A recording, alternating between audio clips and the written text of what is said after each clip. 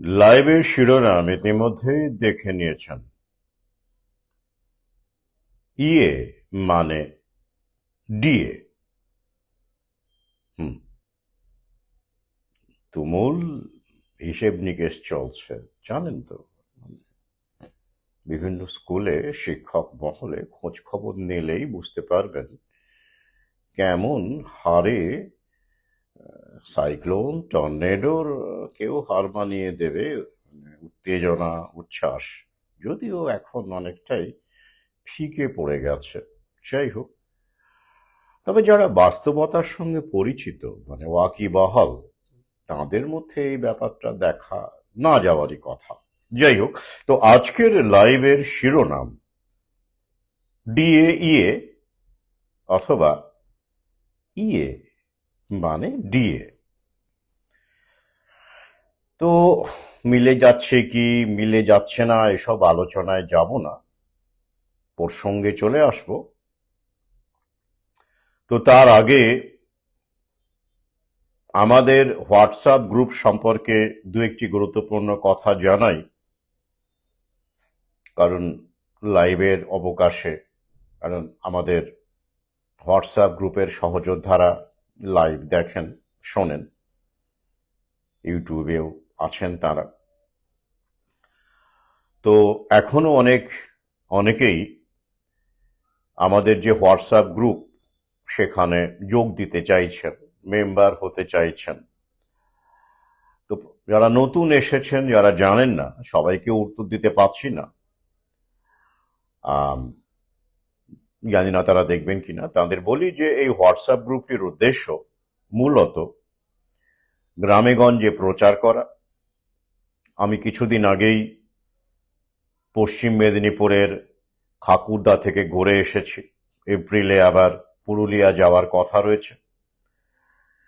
তো এই গ্রামে গঞ্জে সচেতনতা ছড়ানো, নিউ ওয়ার্ল্ড অর্ডার বলুন বা ভ্যাকসিন যে বাধ্যতামূলক নয়, বা এই বিভিন্ন রকমের যে দিক আছে, ক্রিয়ায় বলুন আর পার্শ্ব প্রতিক্রিয়ায় বলুন, এই বিষয়গুলো গ্রামে গঞ্জে বা অফলাইনে অবশ্যই প্রচার করা, এই একটা মূল উদ্দেশ্য, বড় উদ্দেশ্য। আর কি, যারা বাধ্যতামূলক ভ্যাকসিন, বাধ্যতামূলক তো এখনো হয়নি, কিন্তু আগামীতে বিভিন্ন রকমের চাপ আসবে, সেটা শিশু ভ্যাকসিনের ক্ষেত্রেই হোক বা সাবালক ভ্যাকসিনের ক্ষেত্রেই হোক, চাপ আসবে আমি জানি। ক্রমে ক্রমে চাপ বাড়াবে, কারণ ওই যে এসআইআর এর মাধ্যমে ডিজিটাল ডেটা সব ওরা নিয়ে নিয়েছে, ডিজিটাইজ হয়ে গেছে, টোটাল কন্ট্রোল অনেক সুবিধাজনক হয়ে গেছে। তো সেই ক্ষেত্রে যারা নিতে চাইবেন না,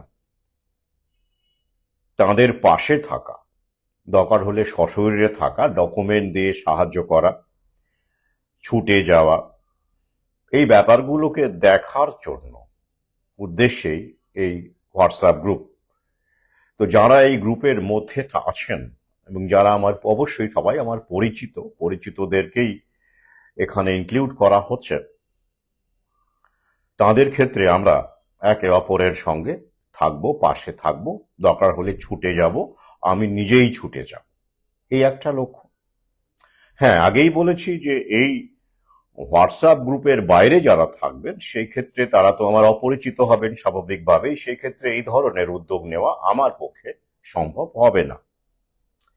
তো এই হোয়াটসঅ্যাপ গ্রুপে আমরা 200 ছুঁয়ে ফেলেছি, প্রায় 302 জন আমরা ইনক্লুড করব। তো যারা আগ্রহ দেখাচ্ছেন তাদের বলি, এই গ্রুপে যুক্ত হতে চাইলে 3টি শর্তের যে কোনো একটি শর্ত, মানে আপনাকে আসতে হবে বা পারতে হবে। একটি হলো গ্রামে গঞ্জে 20-22 জন অন্তত, এইরকম অন্তত 20 জনকে নিয়ে কোনো ঘরোয়া সভার উদ্যোগ নেওয়া। যদি নিতে পারেন সেক্ষেত্রে আপনি সক্রিয় সহযোদ্ধা। তো সেই ক্ষেত্রে আমি নিজে সেখানে উপস্থিত থাকব বা আমার সহযোদ্ধারা থাকবেন আশপাশে যারা থাকেন, এবং সেই সভার দেই আপনাকে আমাদের হোয়াটসঅ্যাপ গ্রুপে স্বাগত জানাবো। ইনক্লুড করব। এটা গেল একটা দিক, সভার উদ্যোগ নিতে হবে। দ্বিতীয়, বক্তব্য রাখার ব্যাপারে। ধরুন আমি যে কাজটা করছি, বিভিন্ন জায়গায় ছুটে যাচ্ছি, তো সেই ক্ষেত্রে আপনাকে পারতে হবে, বা এই ক্ষেত্রে আপনি বলবেন যে না আমি এটা পারবো। এই একটি, যদি পারেন, বেশ। বিষয় তো জানেনই, ভ্যাকসিনেশন, নিউ ওয়ার্ল্ড অর্ডার, আগামী সতর্কতা, এইসব বিষয়। আর কি, এগুলো যদি একটিও না পারেন, তাহলে সেক্ষেত্রে বইপত্র, এই আমার লেখা বইপত্র যেগুলো আপনাদের সমৃদ্ধ করবে, সেই বইপত্র সংগ্রহ করেও আমাদের গ্রুপে আসতে পারেন। কারণ এই বইপত্র থেকে সংগৃহীত অর্থ, মানে যেটা রয়্যালটি আমি পাই, সেটা আমার এই প্রচারের কাজে লাগে।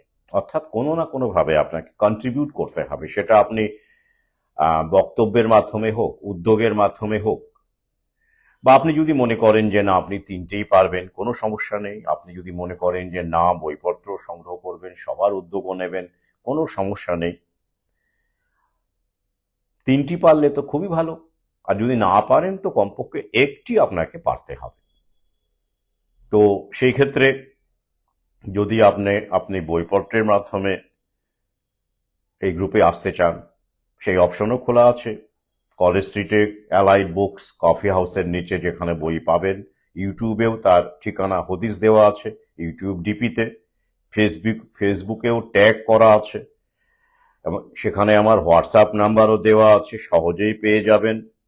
সেখানে যদি কুরিয়ারের মাধ্যমে নিতে চান, হোয়াটসঅ্যাপ করলেই আপনারা বিসর্জনে নিতে পারবেন, 9007402994। এটাও দেওয়া আছে দেখবেন ইউটিউবে।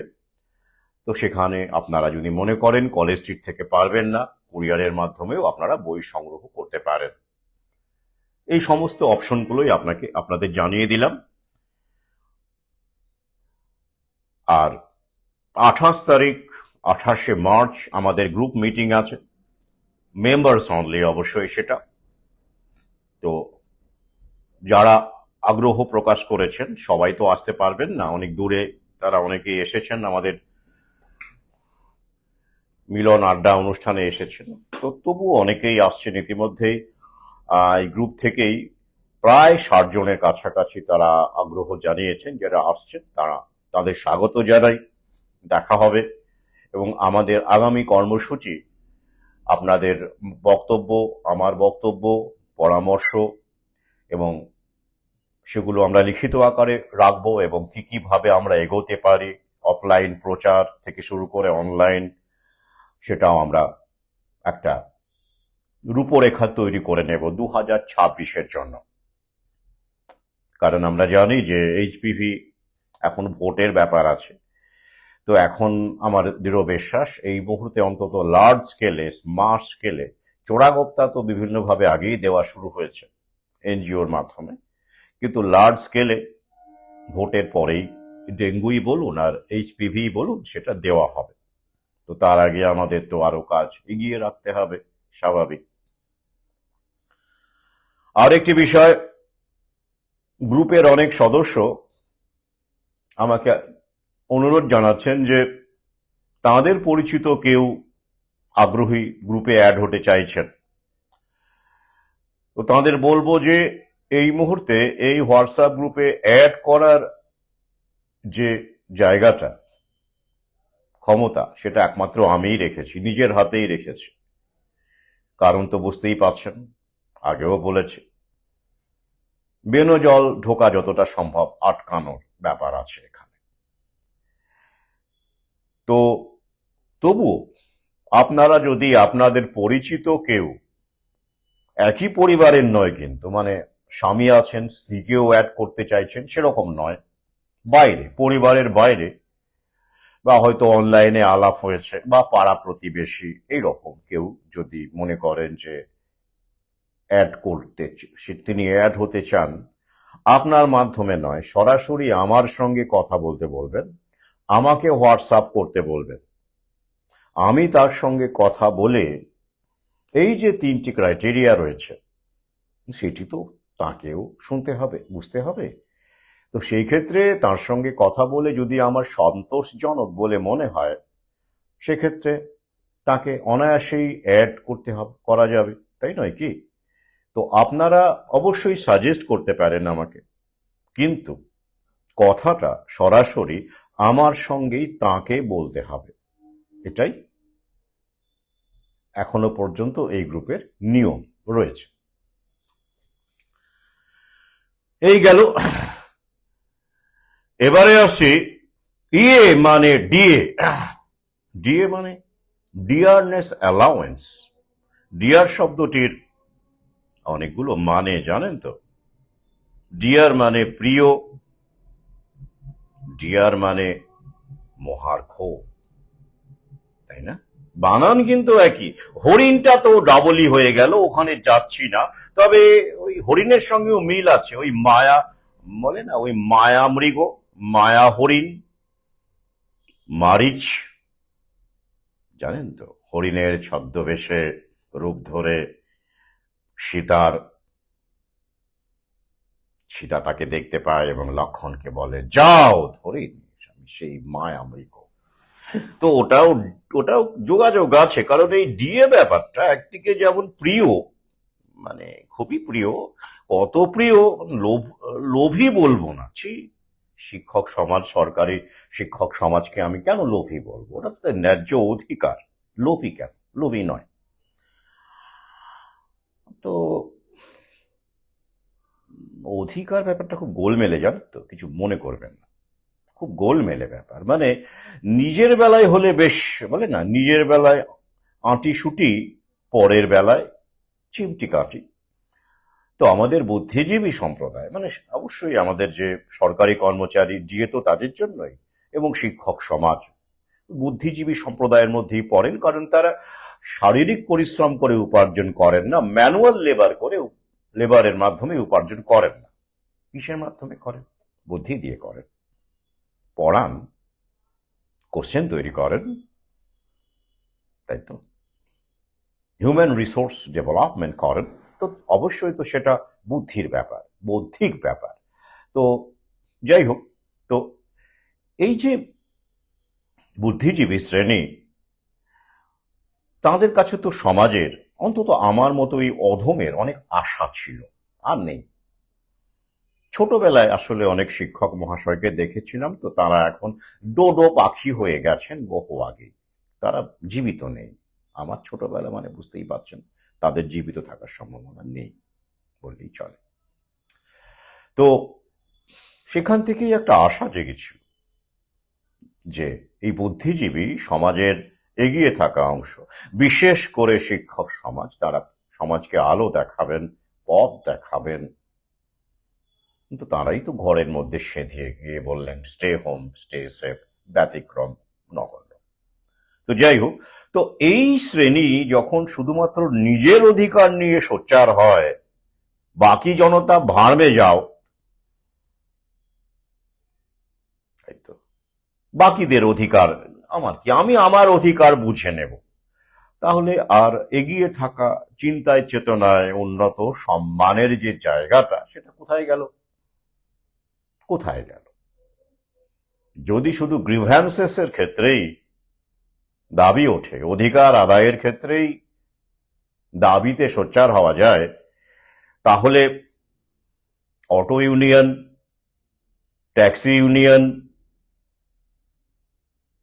গিগ ওয়ার্কার্স ইউনিয়ন বলুন, বা ওই যে আমাজনে যারা ডেলিভারি বয়, এদের যে দাবি দাওয়া, এরাও তো দাবি দাওয়া তোলে, মাঝে মধ্যে কাজ বন্ধ করে দেয়, তাই না? অধিকারের আদায়ের জন্যই তো করে। তো তার সঙ্গে তাহলে শিক্ষক সমাজের কি ফারাক রইল? ফারাক রইল কি? আমি আসলে এইভাবে দেখতে চাই না। ছোটবেলা থেকেই, শৈশব থেকে যে মূল্যবোধের শিক্ষা সঞ্চারিত হয়েছে, যে শিক্ষকদের ছায়ায় আমি বড় হয়েছে, যৎকিঞ্চিত পড়াশোনা শিখেছে, তো তাঁরাই তো আমার সামনে থাকেন, এখনো থাকেন। তো সেই জায়গা থেকে একটা আশার জন্ম হয়েছিল। ধন্য আশা কুহকে নে, নবীনচন্দ্র সেন পলাশির যুদ্ধ পড়েছেন? যাই হোক, তো সেই জায়গা থেকেই একটু আশা ছিল প্রথম দিকে, তাই অনেক ক্ষেত্রেই আমি ক্ষোভ উগড়ে দিয়েছি। তো এখন আর সেই ক্ষোভটুকুও নেই। এখন জানি ব্যাপারটা, তাই আর ক্ষোভ নেই। এখন শেষ, মানে নৌকো ডুবে ডুবে অবস্থায় চলে এসেছে। তো যাই হোক, তো সেটা তাহলে কি হলো? তো ডি এর ক্ষেত্রেও তাঁরা সোচ্চার, নিজেদের অধিকার, জনগণের অন্য অংশ তাদের জন্য মাথা ব্যথা আমাদের কারণ নেই, আমরা নিজের নিজের নিয়ে ব্যস্ত আছি। বেশ, তাহলে জায়নির শক্তি প্রভুরা যারা বেসরকারি মালিক তারাও নিজের নিজের নিয়ে ব্যস্ত আছেন, সমস্যা কোথায়? ফারাক কি রইল? একটু ফারাক চেয়েছিলাম আমি, আশা করেছিলাম, এক্সপেক্টেড আ লিটল ডিফারেন্স। যাই হোক, এবারে আসি কি হচ্ছে দাঁড়াচ্ছে। তো এই ডিয়ার মহার্ঘ যখন প্রিয় হয়ে উঠল, ডিয়ার প্রিয় হতে হতে হতে হতে হতে হতে হতে হতে হতে হতে ডি ডাবল আর ডিয়ার, মানে ছুটন্ত হরিণ হয়ে গেল, ধরাই আর যাচ্ছে না। এক্ষেত্রে লক্ষণ একা অবশ্য পেছনে ধাওয়া করেননি, সবাই মিলেই ধাওয়া করেছেন, কিন্তু যা গতিবেগ তার, হুম, ধরছে, এই ধরা এই হলো ল্যাসটা একটু ধরেছি বলে মনে হচ্ছে, ক্রিং করে লাফ মেরে হাত থেকে বেরিয়ে চলে গেল। তো সেটাই তো হচ্ছে, ধরেও তো ধরা দিচ্ছে না, তাই তো মনে হচ্ছে, তাই না? আসুন আমরা যেটা দেখতে পেলাম, তো সুপ্রিম কোর্ট নির্দেশ দিয়ে দিয়েছিল। কি নির্দেশ দিয়েছিল? ইমিডিয়েট 25% মেটাতে হবে বকেয়া, মহার্ঘ ভাতার বকেয়া, ইমিডিয়েট 25% মেটাতে হবে।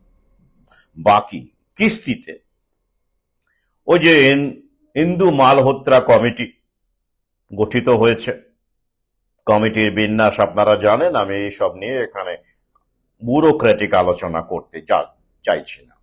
মুদ্রা ব্যাপারটা কি সেটা আমার সহযোদ্ধারা ইতিমধ্যেই জানেন, তবুও আরো যারা নতুন এসেছেন তাদের জন্য একটু দিশা দেখানো, মানসিক প্রস্তুতি দেখানো। ভয় টয় পাবেন না, আমি ভয় দেখাই না, আমি মানসিক প্রস্তুতি দিই মাত্র।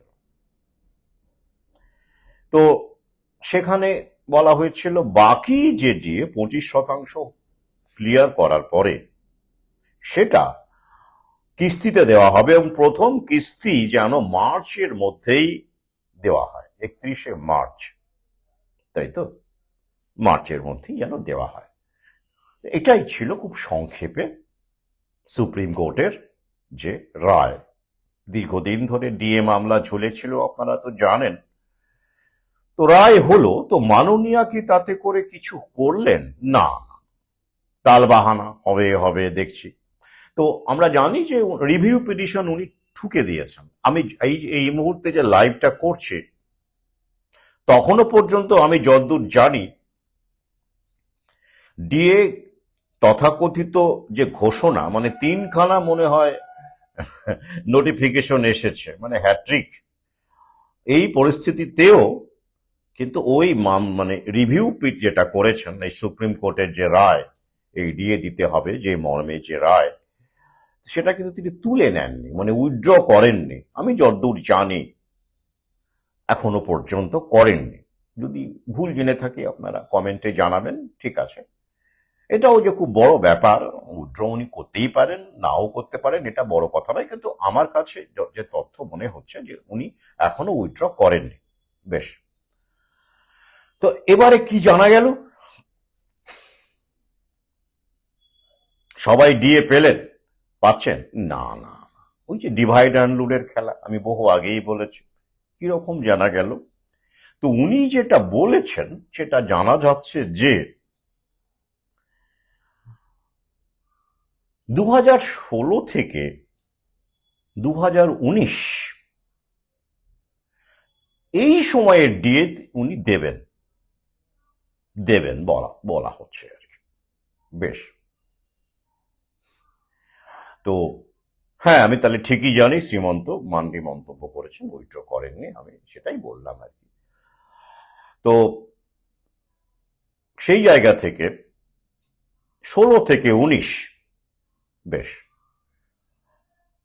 2008-এর এপ্রিল থেকে 2015-র ডিসেম্বর, না না না, ওটা নিয়ে কোনো উচ্চবাচ্য নেই আমি যতদূর জানি। ওই সময়ে কিন্তু সবচেয়ে ডিএর অঙ্কটা বেশি, জানেন তো, বড্ড বেশি।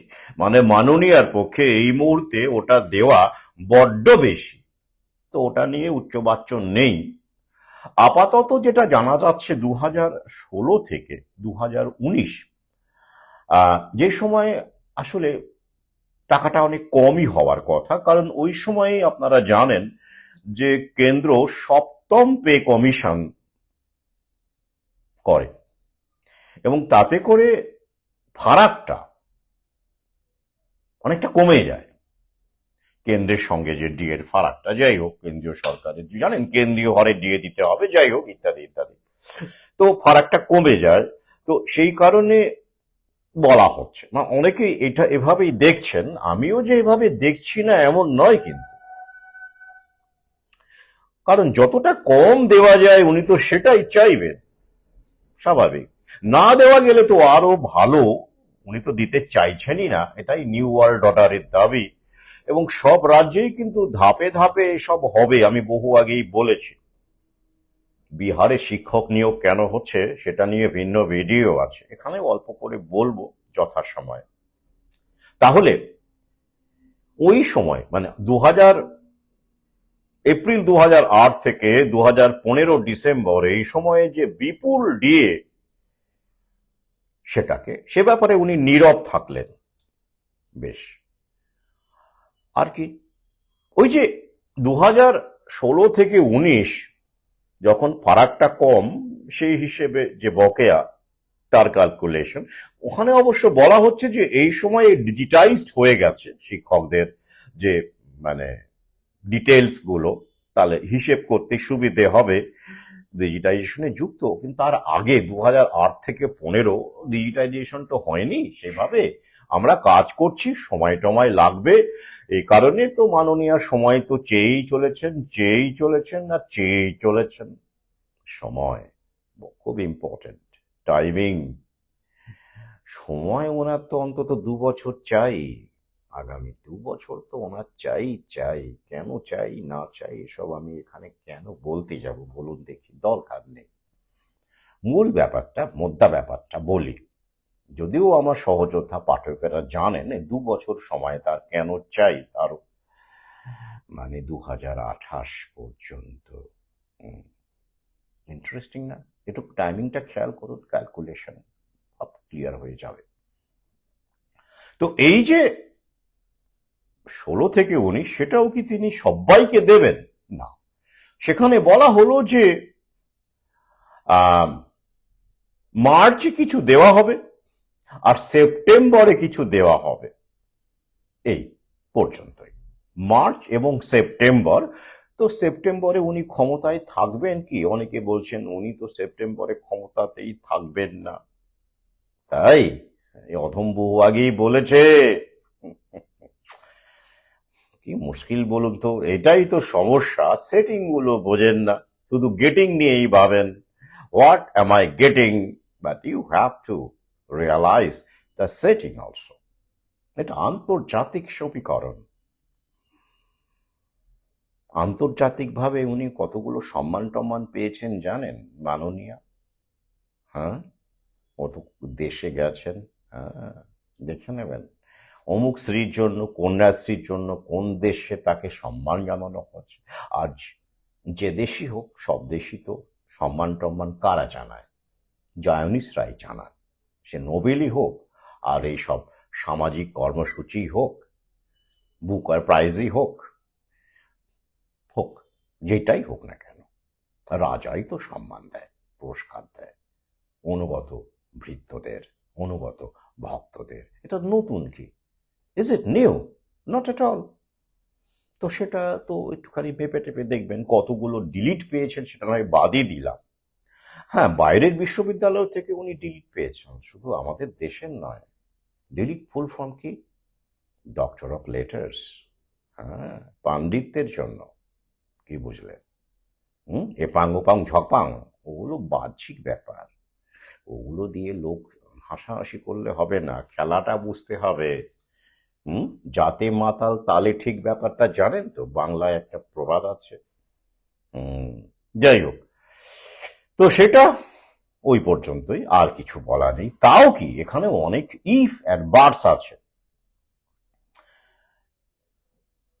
এইখানে যে নোটিফিকেশন তিনখানা আছে, তো আমি এটাতেই বলি, ওটা থেকেই সবটা ক্লিয়ার হয়ে যাবে, আলাদা আলাদা করে বলার কোনো দরকার নেই। ঝুলিয়ে রাখার গল্পগুলো এখানেই থেকেই ধরা পড়ে যাবে। সেখানে কারা আছে? শিক্ষক? না না না, শিক্ষকদের কথা বলা নেই। শিক্ষক বলুন, অশিক্ষক বা শিক্ষাকর্মী বলুন, বা আম, পঞ্চায়েত কর্মী বলুন, পৌরসভার কর্মী বলুন, না না না, এরা তো ব্রাত্য। কিছুদিন আগেই আমি যে ভিডিওটা করেছিলাম, সেখানে উনি যে সুপ্রিম কোর্টের তালিকা দিয়েছেন, সরকারি কর্মচারীর তালিকা, যারা ডাইরেক্টলি সরকারি কর্মচারী, তাই তো শিক্ষক বা এরা, অশিক্ষক বা শিক্ষাকর্মী, এরা তো অ্যাকিন টু, সুপ্রিম কোর্ট বলেছে আইডেন্টিক্যাল নয়, কিন্তু সিমিলার। সিমিলার, তো সিমিলার শব্দটার মধ্যে এবং আইডেন্টিক্যালের মধ্যে যে কি ফারাক, সেটা আমি আগের ভিডিও লাইভেই বলেছি। তো তাই উনি কিন্তু এখানে ওই 3 লক্ষ সামথিং, 3,11,000 না এরকম কিছু, যাই হোক, এক্সাক্ট সংখ্যাটা নিয়ে বড় কথা নয়, মূল ব্যাপারটা বুঝতে হবে, 3 লক্ষের উপরে সেই সরকারি কর্মচারীদের কথাই তিনি কিন্তু এই যে পেমেন্ট মোডের কথা বলছেন সেখানে প্রযোজ্য। তাহলে বাকি শিক্ষক, শিক্ষাকর্মী, পঞ্চায়েত কর্মী, পৌরসভা কর্মী, না না, ওটা তো ফাইন্যান্স ডিপার্টমেন্ট যখন অনুমোদন করবে, ওটা হিসেব টিসেব করতে সময় লাগবে, বহু জটিলতা রয়েছে, তাই নয় কি? ওটা ধরে রাখুন, মানে বিবেচনার অধীনে রয়েছে, মানে আন্ডার কনসিডারেশন। তো অর্থ দপ্তরের মঞ্জুরি চাই, অনেক ব্যাপার ট্যাপার আছে, অর্থাৎ ঝুলিয়েই রাখা হলো। তো কি, এটা আগেই তো তালিকার মধ্যেই তো ছিলেন না তারা, তো এটা তো অবাক হওয়ার কিছু নয়, বিস্ময়ের কিছু নেই। কি কাণ্ড বলুন তো, মাঝখানে আবার ফেক নোটিফিকেশন বেরিয়েছিল একটা, এবং সেই ফেক নোটিফিকেশন নিয়েও আমাকে কোনো কোনো শিক্ষক বেশ উচ্ছ্বাস বলবো না, মানে হয়তো কিউরিওসিটি ছিল আর কি, তো আমাকে জানিয়েছিলেন যে এই যে ডি এর অর্ডার বেরিয়ে গেল, পরে জানা গেল ওটা ফেক। যাই হোক, ততক্ষণে স্কুলে স্কুলে মানে উৎসব, মানে উচ্ছ্বাসের, ডিএ পাওয়ার উচ্ছ্বাস আর কি, ডিএ মানে ডি আর মানে প্রিয়, মানে প্রিয়, মহার্ঘ আর কি, তার উচ্ছ্বাস, হিসেব, ক্যালকুলেশন শিক্ষকরাই আমাকে জানিয়েছেন। মানে আমাদের সঙ্গে তো খুব বেশি না হলেও কিছু শিক্ষক মহাশয় আছেন, তারাই আমাকে মেসেজ করে জানাচ্ছেন যে স্যার, রুমে, টিচার্স রুমে এই নিয়েই হিসেব চলছে, মানে দুর্দান্ত সব, মানে উঠে পড়ে কি খুশির হাওয়া। এতক্ষণে বেলুন যে চুপসে গেছে সেটা আমি জানি, কোনো সন্দেহ নেই। অধম বহু আগেই জানে, কিন্তু তো অধম বহু আগেই জানে বলে অধম সব জানতা গামছাওয়ালা হয়ে গেছে। তো এবার গামছার ব্যাপারটা খুব ইন্টারেস্টিং না, গামছা, যাই হোক। তো সেই জায়গা থেকে আমি জানি কি হতে চলেছে, বহু আগেই বলেছিলাম, সেগুলো একটু একটু করে হচ্ছে, শেষ পর্যন্ত ওটাই হবে যেটা বলেছি।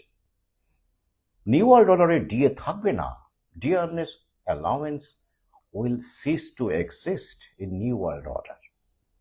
কিন্তু এত বড় একটা অচলায়তন, এত বড় একটা ব্যাপার একবারে তো সেরে দেওয়া যায় না, একটু একটু করে বাড়তে হয়। একবারে মারা যায় বলুন তো? এত বড় একটা বট গাছকে একটু বিষ দিয়ে, বট গাছকে তো দেখবেন, বড় বড় গাছকে আহ, অনেক কাটা যখন সম্ভব হয় না, বা কাটলে আরো আশপাশের বাড়িঘরের উপর পড়বে টড়বে, ভেঙে টেঙে যাবে, বা এরকম স্লো পয়জনিং করা হয়, দেখবেন স্লো পয়জনিং, গাছের গুঁড়িতে শেকড়ের কিছু একটা দিয়ে দেওয়া হলো পয়জন, তো গাছটা আস্তে আস্তে ভেতর থেকে মরে শুকিয়ে চলে যাবে, শেষ। দরকার তো কাঠের, তাও তো সব গাছের কাঠ কাজে লাগে না, লাগে কি? এক্ষেত্রেও কোনো কাঠই কোনো কমেই লাগবে না, ওরা চাইছে পুরো গাছটাই একেবারে ধসে পড়ুক। তো তাই একটু একটু করে ওরা এগোচ্ছে। বেশ, এবার সরকারি কর্মচারী, ডাইরেক্ট সরকারি কর্মচারী, শিক্ষক শিক্ষাকর্মী বাদ, ওটা এখনো কিছু বলাই হয়নি, ওটা আন্ডার কনসিডারেশন, বিবেচনার অধীন। তো তাহলে এই 3 লাখ সামথিং সরকারি কর্মচারী এরা কি সবাই দিয়ে পাবেন? মানে 16 থেকে 19? না না না না, সেখানেও কিন্তু একটা বড় কিন্তু আছে। সেখানেও একদিকে যেমন এইদিকে ডিভাইড অ্যান্ড রুল করা হলো, মানে শিক্ষক শিক্ষাকর্মে, পঞ্চায়েত কর্মী, পৌরসভা কর্মীদের সঙ্গে সরাসরি সরকারি কর্মচারীদের যেমন একটা ডিভাইড অ্যান্ড রুল খেলা হলো, এবার সরকারি কর্মচারীদের মধ্যেও একটা ডিভাইড অ্যান্ড রুল খেলা হলো। এতে করে টাকাটাও বাঁচলো, সাশ্রয়ও হলো, আবার মামলারও একটা অবকাশ তৈরি হয়ে গেল। হ্যাঁ, মামলা তো হবেই। দেখুন, ওরা তো জানে ডগ ইন দ্য ম্যানজার, কি নিজেও খাবো না, কাউকে খেতে দেব না। আমার ইডিয়াম, যে সাম্প্রতিক বইটি ইংরেজি ইডিয়ামের মানে ইতিহাস সেখানে রয়েছে, ইডিয়ামের বকবকন, সেখানেও এই ইডিয়ামটি রয়েছে, ডগ ইন দ্য ম্যানজার। ম্যানজার মানে কি বলুন তো? যেখানে দেখবি ওই যে গরুকে খেতে দেওয়া হয়, ওই জাবনা দেওয়া হয় আর কি, খোল টোল বা খড়টর মিশিয়ে। বাংলায় অনেক জায়গায় চাড়ি বলা হয় বা কোথাও মেছলা বলা হয়, এটা হলো ম্যানজার। তো ফরাসি শব্দ, ওখান থেকেই ইট, খাওয়া, এসেছে। তো যাই হোক, সেটা ভাষার ব্যাপার, ওখানে যাচ্ছি না। তো সেইখানে একটা কুত্তা শুয়েছিল, সে এবার গরু খেতে এসেছে। তো মজাদার, এরকম বহু ইডিয়াম আছে, যারা একটুখানি ভাষা নিয়ে আগ্রহী, ইংরেজি জানতে চান, বুঝতে চান, শিখতে চান, লিখতে চান, তাদের জন্য বইটি, বা তাদের সন্তান সন্ততির জন্য বইটি কিন্তু খুবই কার্যকরী। এবং বাংলা সাহিত্যে, আবার বলছি, এই ধরনের বইও কেউ লেখেনি, আমি প্রথম লিখলাম। গল্প নয়, এটা বাস্তবতা, রিয়ালিটি। তো সেই ম্যানজারের মধ্যে, ম্যাচলাতে, ওই সব গরুর খাবার দাবার রাখা আছে। এবার গরু এসেছে, গরু খাবে, এবার কুকুর সেখানে শুয়ে বিশ্রাম নিচ্ছে। সে কিছুতেই ছাড়বে না, তখন ঘেউ ঘেউ ঘেউ ঘেউ করছে। তো এখান থেকেই, ওটা ইসপের গল্প, তো সেখান থেকেই এই ইডিয়ামটা এসেছে। তো কি দাঁড়ালো, কুকুর তো ওগুলো খায় না। গরুর যে খাবার, খোল ভুসি যাই হোক, খড় যেটা দিয়ে ওখানে বানানো হয়েছে আছে আর কি খাবার, সেটা তো কুকুর খায় না। কিন্তু সে কুকুর নিজেও খাবে না, গরুকে খেতেও দেবে না, সে ঘেউ ঘেউ করে গরু তাড়াচ্ছে। এই যে মানসিকতা, একেই বলা হয় ডগ ইন দ্য ম্যানজার। এটা তো আছে। হ্যাঁ, আমাদের মধ্যে, বিশেষ করে শিক্ষিত শ্রেণীর মধ্যে, ভদ্রলোক শ্রেণীর মধ্যে এটা মারাত্মক। তো তারা ঘেউ ঘেউ করে কি না, করে না, কি করে, মামলা করে। আর মামলা করানোর লোক আছে, উকিলও আছে, ওরা তো তাই চায়। এই যে ফ্রেশার্সরা মামলা করছে, যারা যোগ্য শিক্ষক তাদের বিরুদ্ধে, আবার ওদিকে কত রকম ভাগ উপভাগ হয়ে বসে আছে। তো এক্ষেত্রেও তাই হবে কি, কেন, দেখুন, মিলিয়ে নিন, আমার কথাটা মিলিয়ে নেবেন। এবার গ্রুপ ডি, মানে এ বি সি ডি, তো এই সরকারি কর্মচারীদের, যে সরাসরি সরকারি কর্মচারী, তো এ বি সি, এরা কিন্তু টাকা এখন পাবেনই না। তবে তাদের নাকি জিপিএফ এ দেওয়া হবে, মানে জেনারেল প্রভিডেন্ট ফান্ডে দেওয়া হবে টাকা, মানে বকেয়া, ওই যে 16 থেকে 19, তুলতে পারবেন না, লক করা থাকবে। কিরকম গল্প দেখুন, ইন্টারেস্টিং না? লকিং পিরিয়ড কত বছর? 2 বছর। অর্থাৎ টাকা ঢুকবে, আপনি দেখতেও পাবেন, ঢুকলে তো দেখতেই পাবেন, ওরা তো চায় আপনি দেখুন, তাই নয় কি? কিন্তু আপনি টাকা তুলতে পারবেন না। ওই যে রোদে রাঙা ইটের পাজা, তার উপরে বসলো রাজা, ঠোঙা ভরা বাদাম ভাজা, খাচ্ছে কিন্তু গিলছে না।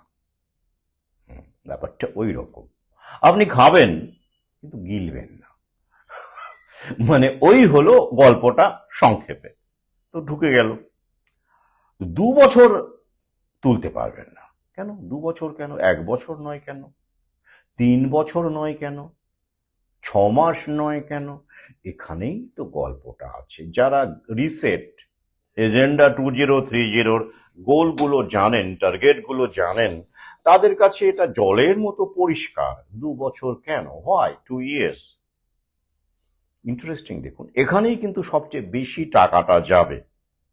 এবিসি, তাদের ডিএটা তো স্কেলের বেসিকের উপরে হিসেব হয়, বুঝতেই পারছেন তো। এখানেই সবচেয়ে বেশি টাকাটা খরচ হবে, ব্যয় হবে। তাই ওটা তোলা যাবে না, খুব সিম্পল হিসেব, লক পিরিয়ড থাকবে। কেবলমাত্র ডি গ্রুপ যারা, তারা তাদের নর্মাল অ্যাকাউন্টে, পিএফএ নয়, নর্মাল অ্যাকাউন্টে টাকাটা পাবেন, বকেয়া পাবেন, এবং তারা তুলতে পারবেন, খরচ করতে পারবেন। এবং পেনশনার যারা রয়েছেন তারা পাবেন। খেয়াল করে দেখুন, গ্রুপ ডির ক্ষেত্রে তাদের তো বেসিক বলুন, স্যালারি বলুন, কম, তো সেই হিসেবে ডিএটাও কম হবে। আর পেনশনারদের ক্ষেত্রে তো আরো কম, তারা কত টাকা পেনশন পান, এবং তার উপরে ডিএর হিসেব করলে বকেয়া কতটুকুই বা হবে। অর্থাৎ এই ক্ষেত্রে দেখুন, খেয়াল করে ইন্টারেস্টিংলি, যেটা আমি বারবার বলেছি, যে টাকা ওরা খরচ করতে চাইছে না এইসব পারপাজে, এগুলো প্রফিটেবল নয়। তো শিক্ষকরাই তো এখন, সরকারি শিক্ষক এখন বড় বোঝা হয়ে গেছে ওদের কাছে। সরকারি শিক্ষক সমাজকে ওরা ওদের প্রয়োজনে তৈরি করেছিল, মগজ ধোলাইয়ের স্বার্থে। আর সরকারি শিক্ষক এত এত স্কুল গ্রামে গঞ্জে হওয়ার ফলে তো করোনাটা সাকসেসফুল হলো, লকডাউন সাকসেসফুল হলো। কারণ এই শিক্ষা ব্যবস্থায় মানুষকে ভীত করে, ভাইরাসে বিশ্বাস করায়, ভ্যাকসিনে একেবারে মানে গড় করে আর কি, ভগবানের মতো বিশ্বাস করে। তো এই শিক্ষাটা ওদের দরকার ছিল বলেই তো ওরা ছড়িয়ে দিয়েছিল, এত এত শিক্ষক নিয়োগ করেছিল।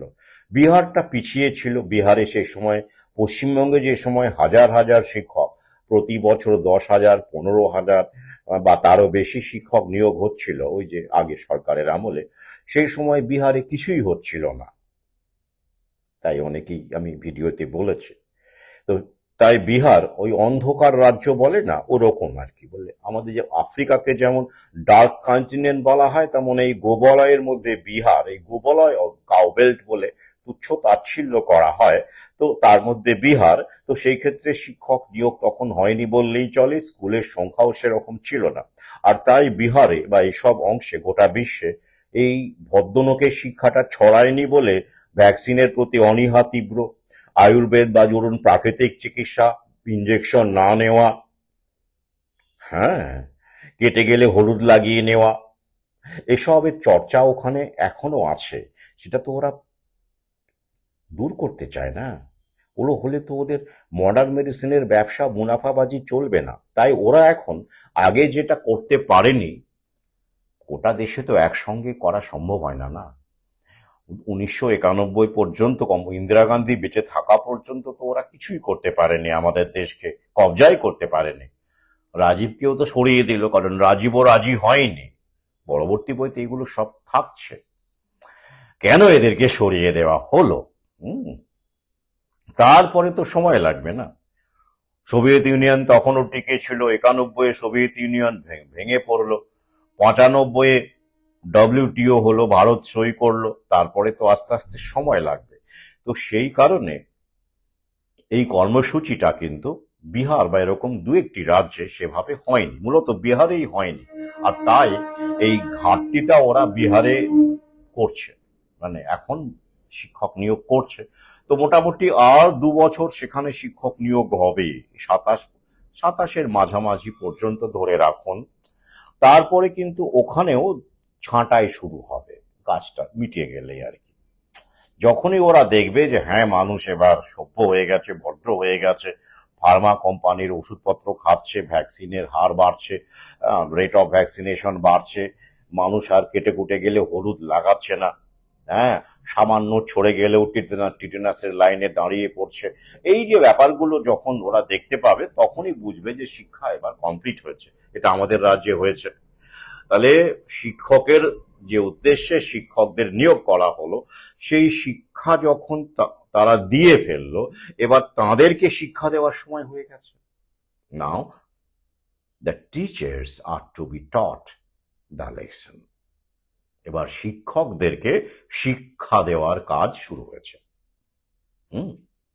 দেখতেই পাচ্ছেন, এটা কোনো অন্যায় নয়, কিন্তু এটা আপনারাও করেন, এটা তো সিস্টেম। এই সিস্টেমে থেকে আমরা সবাই কিন্তু অপরাধ করি, চাইলেও জেনে শুনে করি, না জেনে করি, জানার চেষ্টা না করে করি।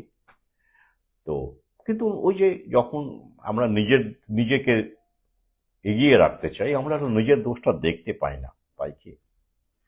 সমস্যা তো এখানেই। এই কারণেই সারদা মা বলেছিলেন, অন্যের দোষ দেখো না মা, আগে নিজের দোষটা দেখো। সেটা উচিত, কিন্তু কজন করে? তাহলে কি দাঁড়ালো? এবিসি তারা টাকা তুলতে পারবেন না 2 বছর পর্যন্ত। তাহলে এই যে একটা বিপুল টাকা ঢুকবে, বিপুল না হলেও ভালোই আর কি, 16 থেকে 19 বকেয়া, তো সেটার উপরে কি ট্যাক্স কেটে নেওয়া হবে? মানে টাকা ঢুকলেই তো ট্যাক্স এর গল্প থাকছে আর কি। আবার সেটা দেখার কথা, সেটা আমার একটা মনে প্রশ্ন এলো, তাই বললাম। অনেকগুলো টাকা তো। এবার দেখা গেল শিক্ষক সমাজ ট্যাক্স দিচ্ছে, আবার টাকা তুলতে পারছে না, 2 বছরের আগে টাকা তোলা যাবে না। কি মুশকিল বলুন তো? হ্যাঁ, একটা আরেকখানা মানে গেরো করে রাখলো না তো? আমার মধ্যে প্রশ্ন এলো, তাই বললাম।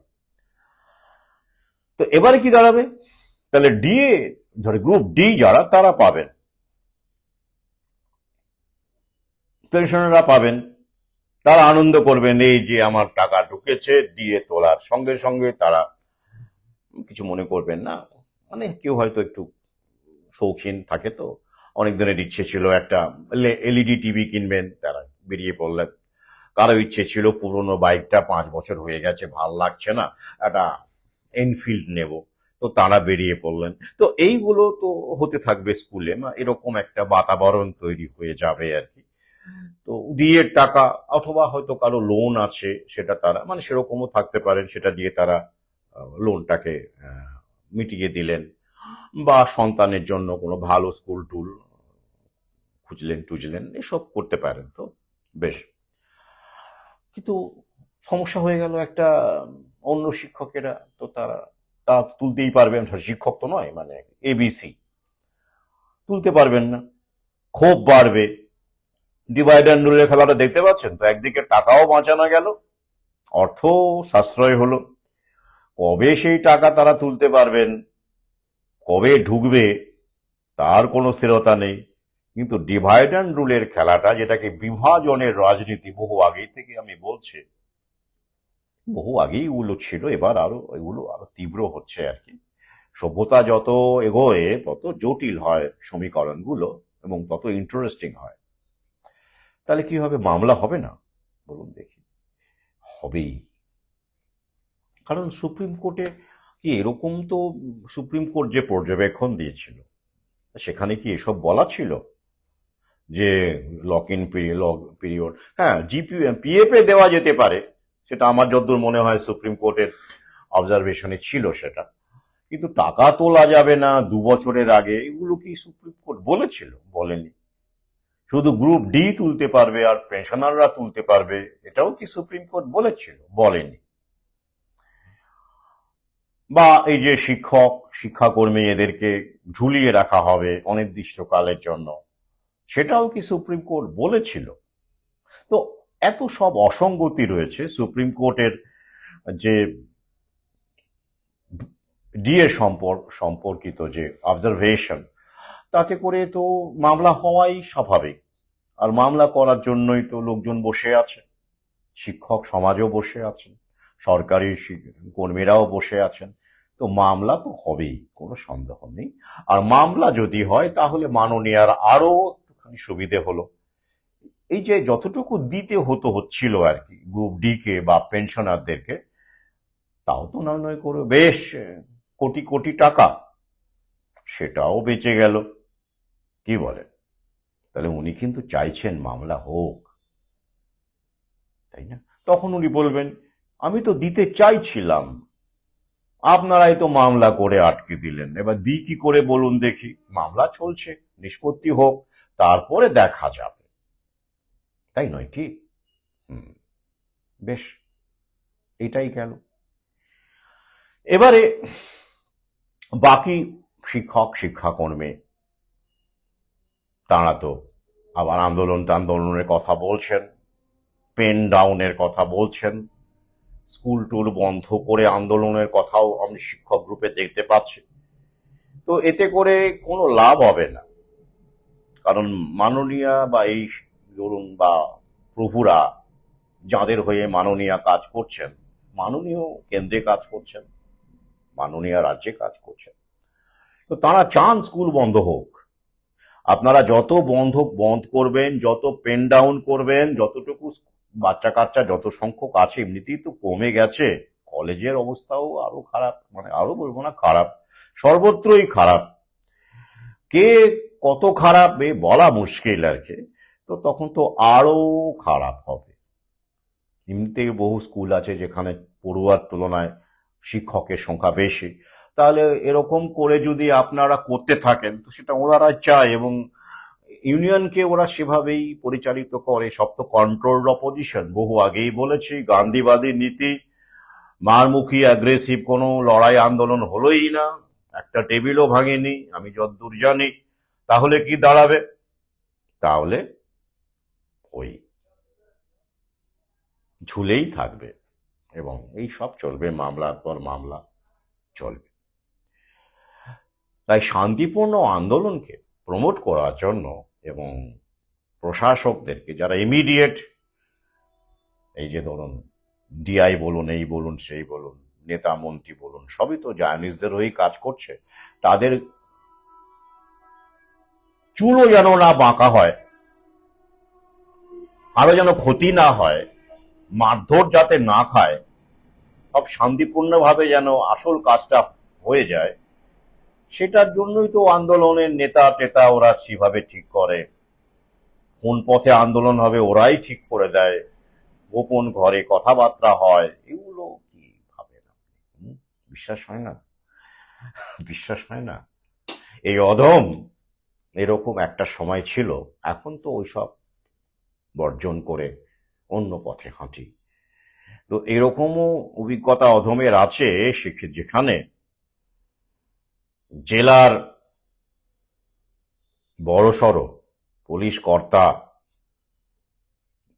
এসপি ধরে রাখুন, ঠিক আছে, বড়সড় কর্তা, সেখানে রাজনৈতিক নেতার বাড়িতে কিভাবে ইলেকশনে বুথে কে কিভাবে ভূমিকা নিয়ে কিভাবে দারুণভাবে পাশে থেকেছে, সেই আলোচনা হয়েছে। সেখানে অধম উপস্থিত ছিল। আগেকার কথা, অনেক আগেকার কথা এসব, লং লং এগো। তো অবশ্যই করোনার আগে, আরো আগে, তো এগুলো আমি তো জানি, এগুলো হয়, এগুলো আলোচনা হয়। সাধারণ মানুষ আমরা এসব জানি না, আমরা বুঝি না কিভাবে ভেতর থেকে সব আন্ডারস্ট্যান্ডিং হয়। তো এটা তো গেল মাইক্রো স্কেলে, বড় বড় স্কেলে আরো বড় বড় ব্যাপার হয়, ওরা হাসে, আমরা মারামারি করি, ওরা হাসে, দেখলে কেমন দিলাম। এটা হয়, তো সেটাই হবে। তাহলে ডিএর এখনো 20 পাও চলে, যেটা আমি বহু আগেই বলেছিলাম।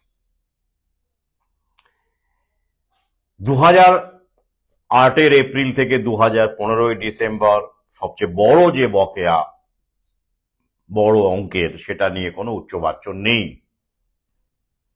সেটা সময় লাগবে, রিভিউ পিটিশন রয়েছে আবার। তাহলে কোথায় গেল? স্বাভাবিক ব্যাপার না, এটা তো পলিসি, সরকারি ক্ষেত্রকে তুলে দেওয়ার পলিসি, সরকারি ক্ষেত্রে শিক্ষকেরা যত বেশি আন্দোলন বন্ধ করবেন, বেসরকারি স্কুল টুলগুলোতে আরো যতটুকু অভিভাবক আছেন, এখন তো উপায় নেই, খিচুড়ি স্কুল বলা হয়, তো সেখান থেকে তারাও লোন টোন করে দাঁড় টার করে বলবে এ তো ক্লাসই হচ্ছে না, টিচার এমনিতেই নেই। আর এখন দেখবেন মিডিয়াতে সর্বত্র কোন শিক্ষক নাকি মদ খেয়ে স্কুলে আসছেন, কোন শিক্ষক নাকি ছাত্রীর সঙ্গে কি আচরণ করেছেন, এই তো বালুঘাট হাই স্কুল হয়ে গেল, এগুলো তো ভেতরের লোকজনকে দিয়েই ওরা করাচ্ছে, পয়সা কড়ির ব্যাপারও থাকছে। আর কোনো জায়গায় কিছু ঘটলে সেটাকে তিলকে তাল করিয়ে ছড়াচ্ছে, তো ওরা তো তুলে দিতেই চাইছে। তো আপনারা যদি আন্দোলন করে স্কুল বন্ধ রাখেন তাহলে তো সোনায় সোহাগা হবে ওদের। তারপরে আপনারা কোথায় যাবেন, কাদের পড়াবেন, কাদের? সে যুগ আর নেই। সরকারি ক্ষেত্রকে ওরা গুটিয়ে নিচ্ছে। ইন্দিরা গান্ধীর যুগ নেই যে জাতীয়করণ হবে আবার নতুন করে, ন্যাশনালাইজেশন হবে, সে সম্ভাবনা একেবারেই নেই। এখন পুরোটাই প্রাইভেটাইজেশন।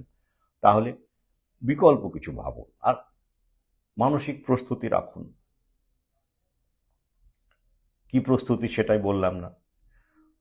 তো পিএফ এর মধ্যে ডিএ, এবং সেটা আবার 2 বছর তোলা যাবে না। পিএফ পিএফ কি দাঁড়ায় না, আমি সেগুলো এখন বলবো না, এগুলো দরকার নেই বলার।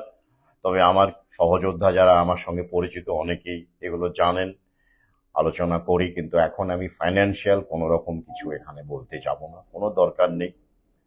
তারা নিজেরাই বুঝুন নিজের বিচার বুদ্ধি দিয়ে what is going to happen to PF, তারাই বুঝুন সমস্যা কোথায়। তাহলে এই হলো বাস্তব চিত্র। ভোটের আগেই মাননীয়া, মানে ভোটের মানে নির্বাচন ডিক্লারেশনের কয়েক ঘন্টা আগে, মনে হয় কত ঘন্টা আর মনে নেই, তিনি এই ছেড়েছেন আর কি, এই ডি এর ব্যাপারটা ছেড়েছেন। তো ওই যে ভোট যদি পাওয়া যায়, এটা ভোটের ব্যাপার, তো তো অনেকেই বুঝতে পারছেন এটা একটা ভোটের প্রলোভন আসলে। মানে ওই যে ধরি মাছ না ছুঁই পানি গোছের একটা ব্যাপার আর কি, এটা জানিয়ে দিতেই হতো। ভোট ঘোষণা হয়ে গেছে, তার আগে মানে ভোট ঘোষণার আগে জানিয়ে দিলেন, বেশ একটা গিমিক, বেশ ইন্টারেস্টিং। তাতেও অনেকে কিন্তু বুঝতে পারছেন যে হবে হবে, অন্তত সরকারি কর্মচারীদের মধ্যে তো একটা আশার আলো দেখা যাচ্ছেই। আগে তো ঢুকুক, দেখতে তো পাই এত টাকা, সেটাই বা কম কি, তুলবো না হয় 2 বছর পরে। যদিও আবার কেউ কেউ বলছে যে না এখনই তো দরকার আমাদের, 2 বছর পরে আমাদের কি হবে, এখনই তো বাবা মার চিকিৎসা রয়েছে, ছেলে মেয়ের পড়াশোনা রয়েছে, তো এখনই আমাদের দরকার ছিল, এখনই তুলতে পারবো না, অনেক গাঁই করছে। কিন্তু না তো কেউ বলবে না যে না আমার চাই না, সেটা তো কেউ বলবে না। বলবে কি? বলবে না। তো সুতরাং ডিভাইড অ্যান্ড রুলের খেলাটা হয়েই গেল। একদিকে শিক্ষক, শিক্ষাকর্মী, পঞ্চায়েত কর্মী, পৌরসভা কর্মী বনাম সরাসরি সরকারি কর্মচারী, এ একটা ডিভাইড অ্যান্ড রুল। আরেকটা কি, সরাসরি সরকারি কর্মচারীদের মধ্যে এ বি সি বনাম ডি। পেনশনার তো বয়স্ক মানুষ, তারা কি আর এসব আন্দোলন করতে যাবেন? জানা নেই, যাই হোক তারাও তো পাচ্ছেন। মানে এই যে ক্যাটেগরি, একদিকে 3 জন এবিসি, অপরদিকে ডি, এবং পেনশনার 2 জন। টাগ অফ ওয়ার, দেখতে থাকুন, খুব ইন্টারেস্টিং হবে। আন্দোলন করুক আর না করুক, স্কুল তো উঠবেই, কিন্তু প্রশ্ন হচ্ছে আরো ত্বরান্বিত হবে। ওরা চাইছে তাড়াতাড়ি মিটুক, যত তাড়াতাড়ি করা যায়। 2030 পর্যন্ত ওরা সহ্য করতে পারছে না। প্রতি মাসে এত টাকা করে মাইনে বেরিয়ে যাচ্ছে না, আন্দোলন করলেও স্কুল উঠবে, না করলেও উঠবে। কিন্তু প্রশ্ন হচ্ছে যে স্কুল বন্ধ রেখে যদি এখন থেকে অনির্দিষ্টকালের জন্য স্কুল বন্ধ রেখে আন্দোলন করা হয়, তাহলে 2030 অব্দি গড়াবে না। আগেই মানে প্রসেসটা আমি ডিলে করতে বলছি, জানেন তো। এই যে যেমন ধরুন কোনো ডাক্তারবাবু আপনাকে জবাব দিয়ে দিয়েছে যে আপনি অমুক তারিখের মধ্যে, আগামী 6 মাস বা আগামী 1 বছরের মধ্যে আপনি চলে যাবেন। তো আপনি কি করেন? কি করবেন? আপনি স্বাভাবিক মনস্তত্ত্ব কি, ডিলে করার চেষ্টা করবেন ডেটটাকে, যাতে করে যতটা সম্ভব স্বাস্থ্যবিধি মেনে এই করে সেই করে আরো 2 দিন যদি বেশি বাঁচা যায়, এটাই তো স্বাভাবিক মনস্তত্ত্ব, তাই নয় কি? আমি সেটাই বলছিলাম, এটা তো হবেই, বেসরকারীকরণ হবেই, লাটে উঠবেই, কিন্তু তারও আগে অন্তত এইসব কিছু কিছু পদক্ষেপ নিয়ে শিক্ষক সমাজ বা তারা যদি মনে করে যে না আমরা একটুখানি ডিলে করব, আমরা হবেই ঠিক আছে, কিন্তু আমরা এত তাড়াতাড়ি হতে দেব না, আমরা ঘামিয়ে ছাড়বো, তো সেইটাও তো তারা করতে পারেন। অন্তত সেক্ষেত্রে দেখা গেল 2030-এর মধ্যে করতে পারলো না ওরা, 2031 অব্দি টেনে নিয়ে গেল 1 বছর, তো 1 বছর টেনে নিয়ে গেলে 1 বছরের মাইনে সেটাও কি কম? কি বুঝলেন?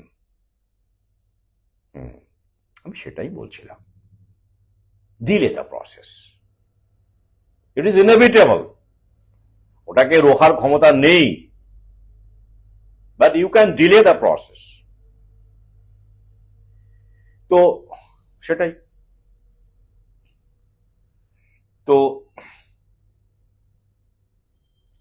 শিক্ষক সমাজ তো এখন বিভিন্ন পোস্ট দেখতে পাচ্ছি, কিছু কিছু পোস্ট, তো সেই সব পোস্ট দেখে আমার মনে হচ্ছে যে তারা নিজেদেরকে ধোয়া তুলসী পাতা মনে করছেন, যে মানে অনেকে মানে মানে তাদের কোনো দোষ নেই, তারা শিক্ষক, তারা দারুণভাবে কর্তব্য পালন করে চলেছেন, তাই তো, তা সত্ত্বেও তাদের প্রতি অন্যায় করা হচ্ছে, অবিচার করা হচ্ছে, সেই দিক থেকে তো তারা ঠিকই বলেছেন, অবশ্যই এটা তো অন্যায়, এটা তো বিভাজন, এটা বৈষম্য। কিন্তু যদি ওটা ব্রডলি দেখা যায়, যদি আমরা এই যে জাস্টিস ব্যাপারটা, সুপ্রিম কোর্ট, আইন আদালত, এরা তো ওরাই বানিয়েছে, তার ঊর্ধ্বে গিয়ে যদি আমরা একটা মহাজাগতিক ক্রিয়া প্রক্রিয়াকে বোঝার চেষ্টা করি, তাহলে বুঝতে পারবো যে এটাই হওয়ার ছিল, এটাই অনিবার্য ছিল। এই সিস্টেমে থেকে তারা আজ্ঞাবহ হয়ে অনেক অন্যায় করেছেন। এই সিস্টেমে আপনি যখন চাকরি করেন, আপনি চাইলেও বা না চাইলেও যখন প্রভুদের পলিসি রূপায়ণ করেন, তখন আপনারা কিন্তু অনেক অন্যায় করতে হয় আপনাদের। কেন করেন? অনেক সময় বুঝলেও করেন। কেন? পরিবারের কথা ভেবে, ছেলে মেয়ের মুখের কথা ভেবে প্রতিবাদ করেন না, স্বার্থপরতার মধ্যে বেঁচে থাকেন। ওই যে আমার দুটো লাইন আছে, বীরত্ব আমরা অন্যের কাছে আশা করি, কাপুরুষত্ব যা দিয়ে আমরা নিজেদেরকে রক্ষা করি। আমরা তো সবাই কাপুরুষ হয়ে যাই। এই যেমন ধরুন, আমি যেখানে যেখানে যাচ্ছি, বিভিন্ন জায়গায় যেটা শুনছি খুব মর্মান্তিক লাগে, তখন কাকে দায়ী করবো বলুন তো? বিল গেটসকে দায়ী করবো? এই যেমন ধরুন, একটি মেয়ের সঙ্গে সেদিনই বাসে কথা হলো, আমি তো যেখানেই পাই সেখানে প্রসঙ্গ তুলি। সে এখন বিশ্ববিদ্যালয়ে পড়ছে, স্ট্যাটিস্টিক্স, তো তাকেও বলা হলো যে হ্যাঁ, তাকে এইটে তখন পড়তো, তাকেও দিয়ে দেওয়া হয়েছে করোনা ভ্যাকসিন, এবং তার দিদি তখন কলেজে পড়তো, তাকেও দিয়ে দেওয়া হয়েছে। কি বলা হয়েছে? পরীক্ষায় বসতে দেওয়া হবে না, না হলে। আচ্ছা, এই যে তার দিদিকে বলা হয়েছে বা তাকে বলা হয়েছে ওই পরীক্ষায় বসতে দেওয়া হবে না করোনা ভ্যাকসিন না নিলে, কারা বলেছে? কারা বলেছে? বিল গেটস এসে বলেছে? শুধু এইগুলো নয়, বহু স্কুলে, বহু জায়গায় আমি ঘুরি, এখনো ঘুরছি, স্কুল থেকে বলা হয়েছে মাধ্যমিকে বসতে দেওয়া হবে না, উচ্চ মাধ্যমিকে বসতে দেওয়া হবে না, বিশ্ববিদ্যালয়ে বলা হয়েছে এই সেমিস্টারে বসতে দেওয়া হবে না। এগুলো কারা বলেছে? ক্লাউস সোয়াব এসে বলে গেছেন, না বিল গেটস এসে বলে গেছেন? তো শিক্ষকেরাই বলেছেন, শিক্ষকেরাই তো বলেছেন। তারা কি শিক্ষিত সমাজ, তারা কি জানতেন না বা জানার চেষ্টা করেননি যে কোনো ভ্যাকসিন বাধ্যতামূলক নয়? আর্টিকেল 21, তারা তো জ্ঞানের কথা বলেন, সুপ্রিম কোর্ট দেখান, মামলা করেন, রায়কে বিশ্লেষণ করেন, অ্যানালাইজ করেন, তো তারা জানতেন না? তো তারা এই কাজটা করেছেন, অনেককেই মৃত্যুর মুখে ঠেলে দিয়েছেন, অনেকে অসুস্থ। জানেন নিশ্চয়ই করোনা ভ্যাকসিনের লীলা খেলা এখনো চলছে। তো তার দায় কাদের? তাদের নিতে হবে না? তাদের তো নিতে হবে। এটাই মহাজাগতিক ক্রিয়া বিক্রিয়া প্রতিক্রিয়া, যেটাকে এইভাবে সুপ্রিম কোর্ট দেখিয়ে, সংবিধান দেখিয়ে যার ব্যাখ্যা চলে না। তাই ওই দিক থেকে দেখলে ঠিক হচ্ছে, যা হচ্ছে ঠিক হচ্ছে। সাফ বলে দিলাম, আপনি যা ভাবুন যা করুন, আমার কিছু যায় আসে না।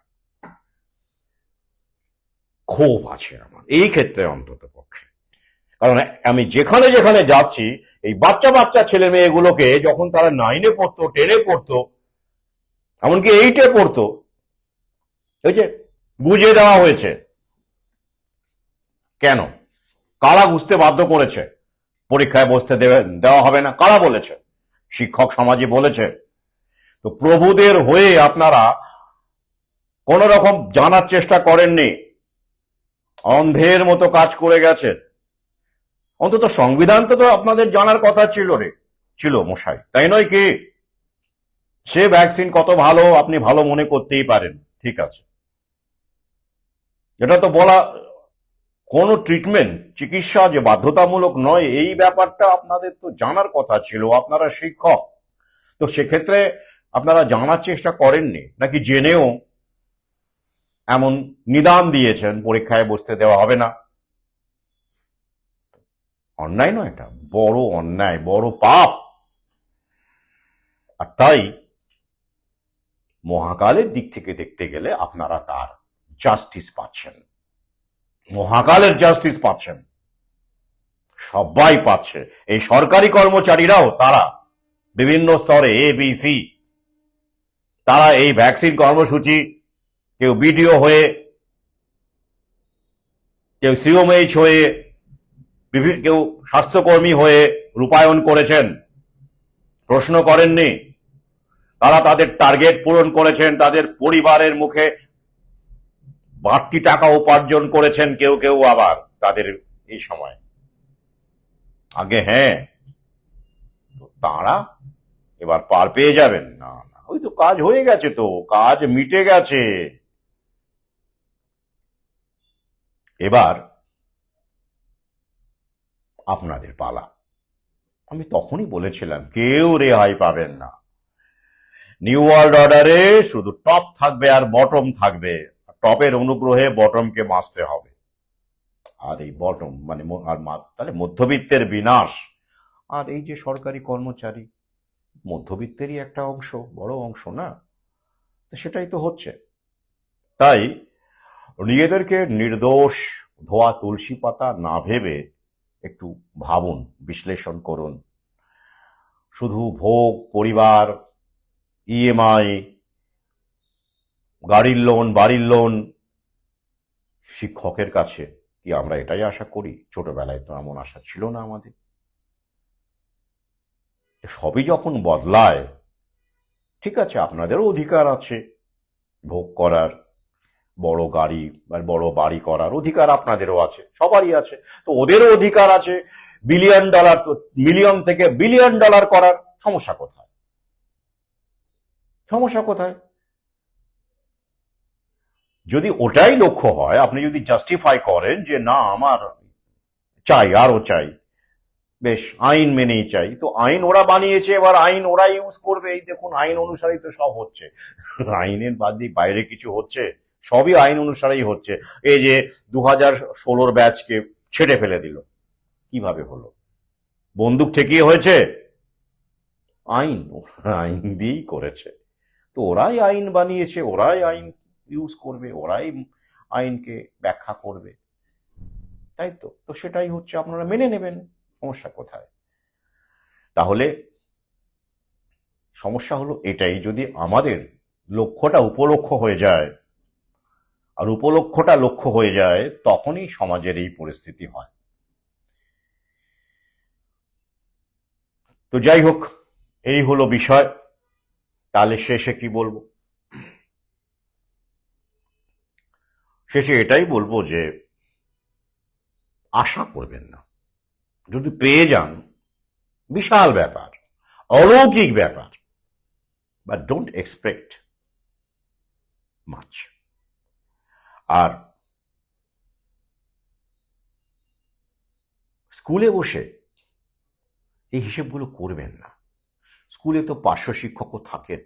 কোনো কোনো স্কুলে ছাঁটাই হওয়া, তথাকথিত ছাঁটাই হওয়া অগাস্ট পর্যন্ত টিকে আছেন, মানে এখনো পর্যন্ত যা, সেরকম শিক্ষকও আছেন, পার্শ্ব শিক্ষকও আছেন। তাদের সামনে বসে এইরকম হিসেব করতে নেই। ওটা অশালীন, অমানবিকতা। শিক্ষক মানে শুধু আহ, দামি দামি ভালো ব্র্যান্ডের জামা কাপড় পরা, বা এক একদিন এক একটা শাড়ি পরে গেলাম, বা কেউ কেউ, সবাই নয়, আইফোন নিয়ে বেশ সেলফি তুললাম, বন্দে ভারতে বেড়াতে গেলাম, বিভিন্ন জায়গায় গেলাম, ছবি টবি তুললাম, তাই তো। আর সোশ্যাল মিডিয়ায় জানালাম, ভালো মন্দ খেলাম, খাচ্ছি, সেগুলোই কি ঠিক আছে? এগুলো করতেই পারেন, শিক্ষকের অধিকার আছে, বেশ। কিন্তু এইগুলো, হিসেব নিকেশগুলো না হয় একটু স্কুলের বাইরেই করলেন, বাড়িতেই করলেন। অন্যান্য সহকর্মীরা যারা আপনার গোত্রের নয়, এখন তো জানেন কত গোত্র আছে স্কুলে, তাদের সামনে করলেন না। তাদের তো খারাপ লাগে না? আপনি যদি তাদের জায়গায় থাকতেন, আপনারও খারাপ লাগতো। এটুকু আমি আবেদন রাখলাম আর কি। অন্তত এগুলো করলে, এগুলো অ্যাভয়েড করলে আপনাদের মধ্যে এখন যে একতাটা দরকার, যদিও সেটা আর কোনোদিনই হবে না, আপনারাই শেষ করেছেন, তো সেটা অন্তত কিছুদিন একটা শালীন আবরণ থাকে, সেটা না হয় করলেন না। আমি আবেদন রাখতে পারি, সেটা আপনারা ভালো বুঝবেন কি করবেন। আর শেষে আবার বলি, অশিক্ষিত, গেঁয়ো, আনকালচার্ড, এই শব্দগুলো এতদিন যাঁদের বিরুদ্ধে ব্যবহার করেছেন, নিউ ওয়ার্ল্ড অর্ডারে টিকে থাকার সম্ভাবনা তাদেরই বেশি। ওই যে ম্যানুয়াল লেবার স্কিল, খাদ্য বস্ত্র বাসস্থানের সঙ্গে জড়িত স্কিল, এটাও কিন্তু মহাকালের একটা শিক্ষা, জানেন তো। সব শিক্ষক মহাশয়, সরকারি কর্মচারী যে এসব মানুষকে নিচু চোখে দেখেছেন এমন নয়, কিন্তু তারা ব্যতিক্রম, তারা প্রণম্য, তারা নমস্য। এমন অনেককে আমি চিনি, তারা পাশে থাকেন। কিন্তু একটা উল্লেখযোগ্য অংশ, সিংহভাগই বলা চলে, তারা কিন্তু এই রকম মানুষকে একটা মনু মনুষ্যতেও তর বলে, মানে নিচু শ্রেণীর মানুষ আর কি, তর। তো এইরকম ভাবে দেখেছেন, ইতর টাইপের, মানে দেখেছেন।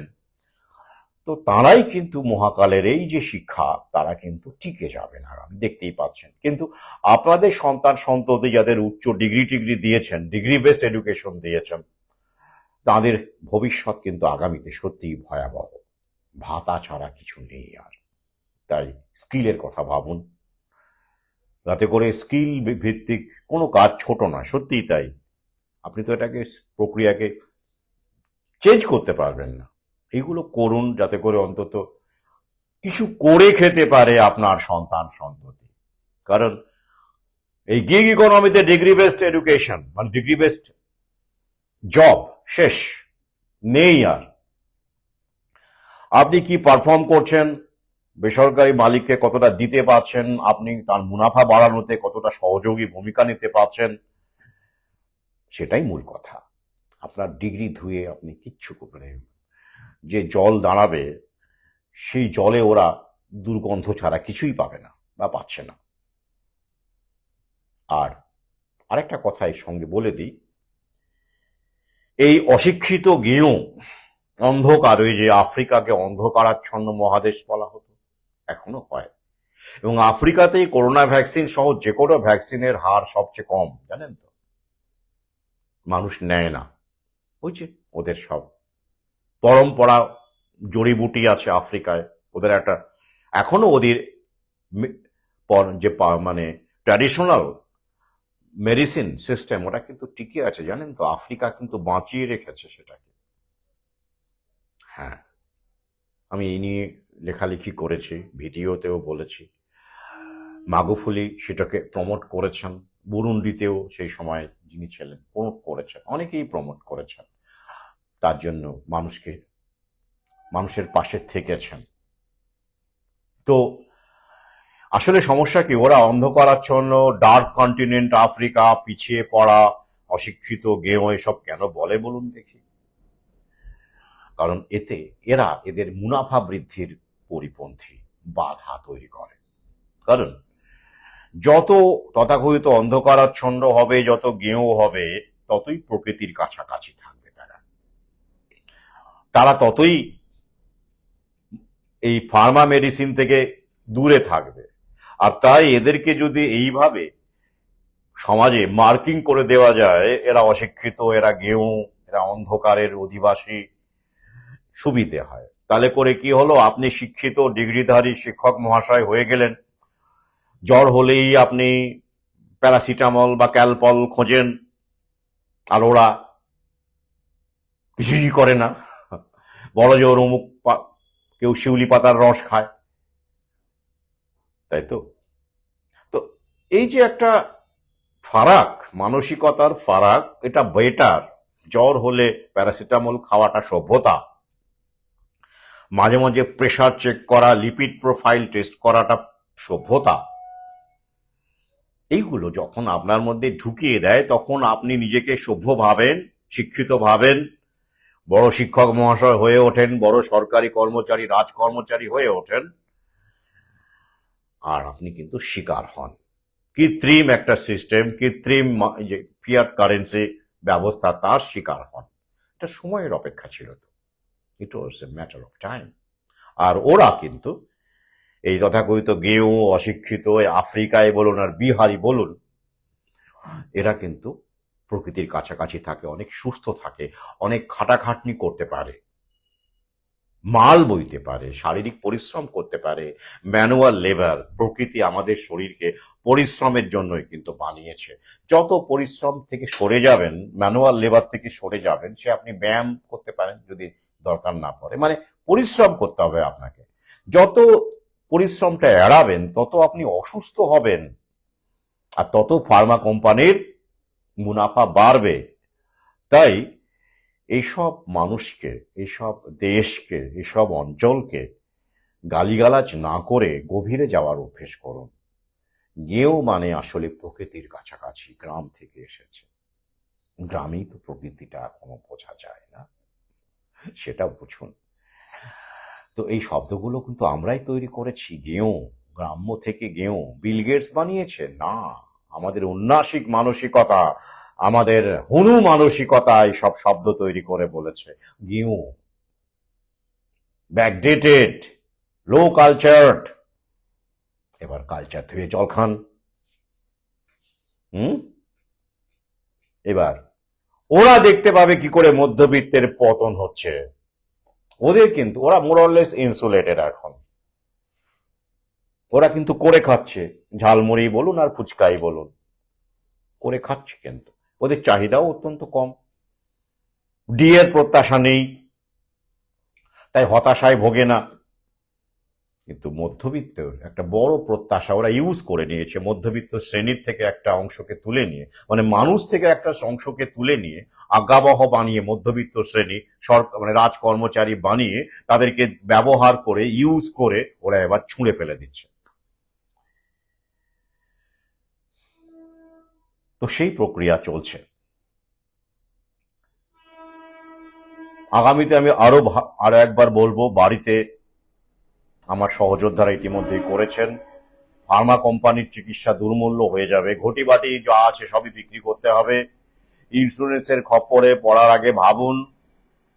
ইন্স্যুরেন্স, এমনও ঘটনা ঘটছে আগামীতে, মুনাফা ওদের লোভ এত বেড়ে যাবে যে আপনার জেনুইন কেসের ক্ষেত্রেও আপনি যে প্রমিসড সাম ইন্স্যুরেন্সের ক্ষেত্রে, সেটা আপনি পাবেন না।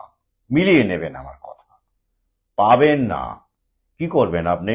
মামলা করবেন ইন্স্যুরেন্স কোম্পানির বিরুদ্ধে যে আপনার অসুস্থতাতে এত টাকা দেওয়ার কথা ছিল, আপনার পাওয়ার কথা ছিল, ট্রিটমেন্ট কস্ট, কিন্তু দিল না। কি করবেন আপনি?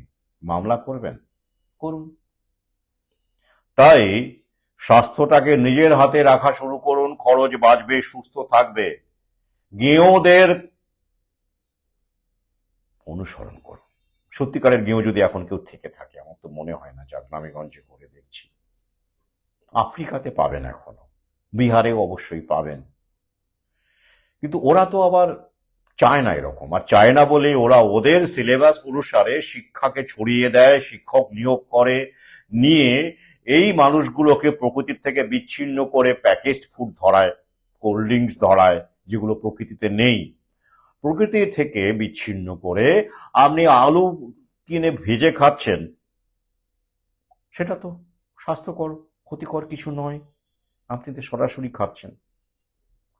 সেটাকেই ওরা আপনাকে স্মার্ট বানানোর জন্য, শিক্ষিত বানানো তকমা আপনি অর্জন করবেন যদি আপনি লেস খান। মানে ওই আলুটাই কায়দা করে প্রিজারভেটিভ দিয়ে, বিষাক্ত প্রিজারভেটিভ দিয়ে চকচকে উজ্জ্বল প্যাকেটের মধ্যে নিয়ে আপনাকে, আপনার কাছ থেকে ওই কস্ট চাপ পড়েছে তার কয়েক গুণ নিয়ে নিল, আপনি খেয়ে ঢেকুর তুললেন, ভাবলেন আপনি স্মার্ট হলেন, সভ্য হলেন। তো এটাই হলো ওদের কৌশল। প্রকৃতির কাছাকাছি যত থাকবেন তত বেশি ওদের প্যাকেজ ফুড বিক্রি হবে না, ওদের এই যে দুধের প্যাকেট বিক্রি হবে না, আপনি গরুর দুধ খাবেন, আপনি ওষুধ নেবেন, খাবেন না ফার্মা কোম্পানির ওষুধ, ফার্মাসিউটিক কি ওই প্যারাসিটামলই বলুন আর প্রেশারের ওষুধই বলুন, খাবেন না। আপনি প্রকৃতি থেকেই আপনার খাদ্যের মাধ্যমে, সে জড়িবুটিই বলুন, গাছপাতাই বলুন, তার মাধ্যমেই আপনি আপনার শরীরকে সুস্থ রাখার অনুশীলন চালিয়ে যাবেন, যেভাবে আমাদের পিতামহরা করেছেন, সুস্থ থেকেছেন। আর মৃত্যু কখন ছিল না, এখন তো আরো বেড়েছে, অকাল মৃত্যু বেড়েছে ফার্মা লবির কল্যাণে, সেটা আপনারা জানেন। শিশুদের মধ্যেও ক্যান্সার, কিডনি ফেলিওর কি হারে বাড়ছে। আমেরিকার মানুষ বুঝতে পারলো, ভুক্তভোগী তারা ঘুরে দাঁড়ালো, সেখানে কি হচ্ছে এ নিয়ে তো বহুবার বলেছি, আমরা এখনো বুঝতে পারলাম না। তো যাই হোক, আজ এই পর্যন্তই। তাহলে এই গাছ লাগান, আর বড় লোন নেবেন না, অন্তত 2 বছর 3 বছর না যাওয়ার আগে বড় লোন নেবেন না। আমি বললাম এই পর্যন্তই, বলতে পারি, আর কি বলবো, বাকি আপনাদের বিষয়। আর এমনিতেই তো স্কুলগুলো, আমেরিকাতেও দেখা যাচ্ছে অনেক জায়গায়, কি বাবা মা সন্তান সন্ততি নিতে চাইছেন না। এখন তো বুঝতে, আমাদের দেশেও এটা হবে। যত শিক্ষার হার বা বলুন, বা এই যে ভোগবাদের প্রবণতা বলুন, সেখান থেকে কি হয়, দায়িত্ব নেওয়ার অনীহা তৈরি হয়। পাশাপাশি উপার্জন নেই, যথেষ্ট নেই, লাইফস্টাইল দিতে পারবো না সন্তানকে। এই কারণে বিশ্বের বহু জায়গায় বাবা মা হতে চাইছেন না, অনেকে সন্তান নিতে চাইছেন না। আর সন্তান না নিলে কি হবে, এত স্কুলের দরকারই পড়বে না, স্কুল উঠে যাবে, তাই তো, স্কুল উঠে যাবে। অনেক জায়গাতে আমাদের দেশেও কিন্তু এই চিত্র দেখা যাচ্ছে। ইউরোপ আমেরিকার মতো না হলেও, গ্রিসের মতো না হলেও ছাপ পড়ছে। কারণ ছেলে মেয়েই তো নেই স্কুলে, কোথা থেকে ছেলে মেয়ে আসবে, এত স্কুল কি করে চলবে, এটা তো ফ্যাক্টর। আরো ফ্যাক্টর কি, ওই যে যতটুকু একজন দুজন বাচ্চা হচ্ছে, যাদের একজনই হচ্ছে, তারা ওই ঘটি বাটি বিক্রি করে হোক, যেভাবে হোক, লোন করে হোক, প্রাইভেট স্কুলে নিয়ে যাচ্ছেন, পড়াচ্ছেন। তো আপনারাও তো তাই, শিক্ষক সমাজও তো সিংহভাগ শিক্ষক সমাজ, তারা তো সন্তান সন্ততিকে প্রাইভেট ইংলিশ মিডিয়াম স্কুলেই পড়ান। তাহলে কোথা থেকে পড়ুয়া আসবে, কি করে স্কুল হবে, কি করি বা নিয়োগ হবে, তাই তো। আবার আপনারাই দেখেছেন অমুক সম্প্রদায় এতগুলো করে বাচ্চা নেয়, কি স্ববিরোধিতা না, খুব ইন্টারেস্টিং না। অমুক সম্প্রদায় অমুকে প্রচুর বাচ্চা নেয়, ওরা মানে দেশের নাকি বোঝা।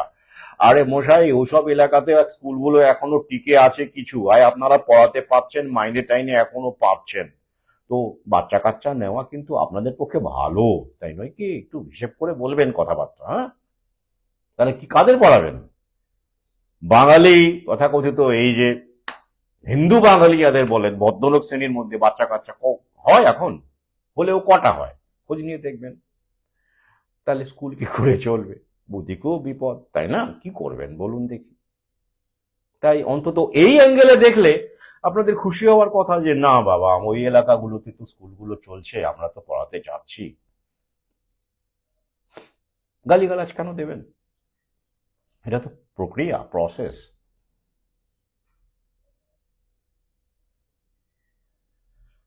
এটা তো প্রসেস, এটা তো হবেই।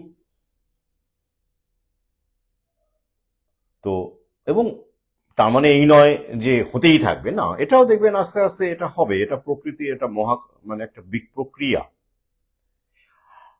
হতে হতে হতে হতে একটা সময় দেখবেন ডেমোগ্রাফিক শিফট বলা হয়, এটা তো হয়ে থাকে।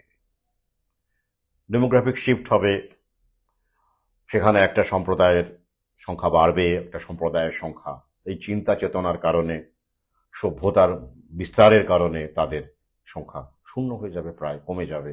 তখন ওই যে উপরে উঠে গেলে, আপনি যখন উন্নাসিক হয়ে গেলেন, দারুণ সভ্য হয়ে গেলেন, কি হলো? বাতাস যখন উপরে ওঠে কি হয়?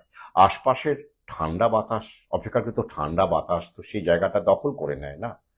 তো ব্যাপারটা এই রকমই।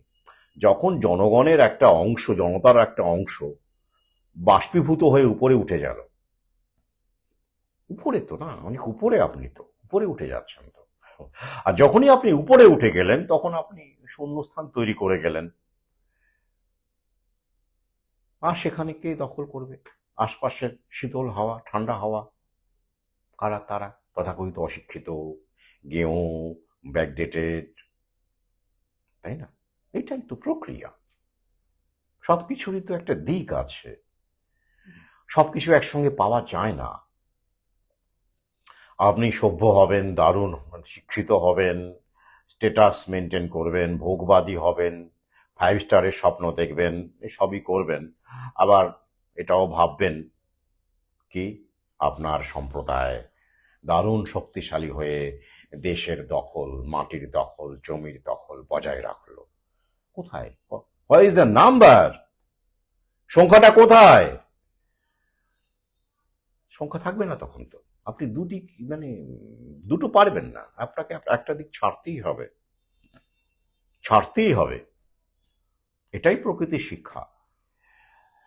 প্রকৃতির কাছাকাছি যদি আপনি থাকেন, যতই থাকবেন তত আপনার ডেমোগ্রাফি ঠিক থাকবে, আপনি টিকে থাকবেন। মানে আপনি না থাকলেও আপনার সন্তান সন্ততি টিকে থাকবে, সমাজে টিকে থাকবে, আপনার উত্তরাধিকারী টিকে থাকবে প্রকৃতির কাছাকাছি থাকলে।